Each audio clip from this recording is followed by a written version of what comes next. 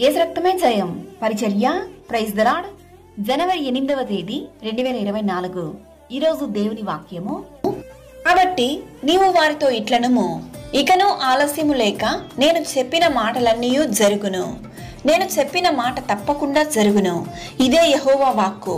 హెజ్కేలు 12వ అధ్యాయం 28వ వాక్యము.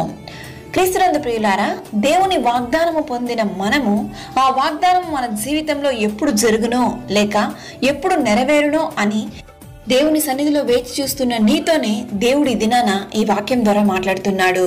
నీవు సంపూర్ణంగా ఆయన యందు విశ్వాసం ఉంచినట్లయితే ఆయన నిన్ను చేయి విడువడు.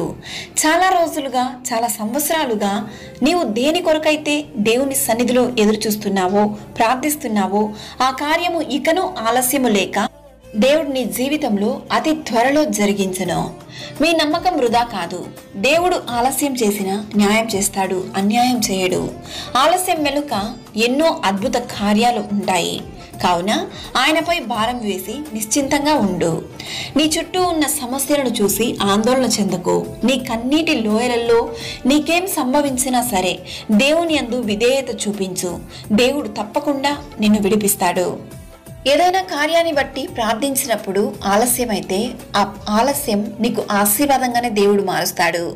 ఆ ఆశీర్వాదాన్ని పొందుకొనుటకు దేవుడు నిన్ను సరిచేసి నిన్ను సరైన మార్గంలో నడిపించిన తరువాత ఆ శ్రేష్టమైన ఆశీర్వాదాన్ని నీకు దయచేయును. కావున దేవుని సన్నిధిలో నిరీక్షణతో వేచి ఉండు.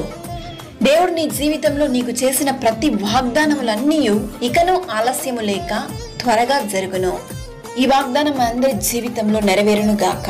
ఆమేన్. God bless you.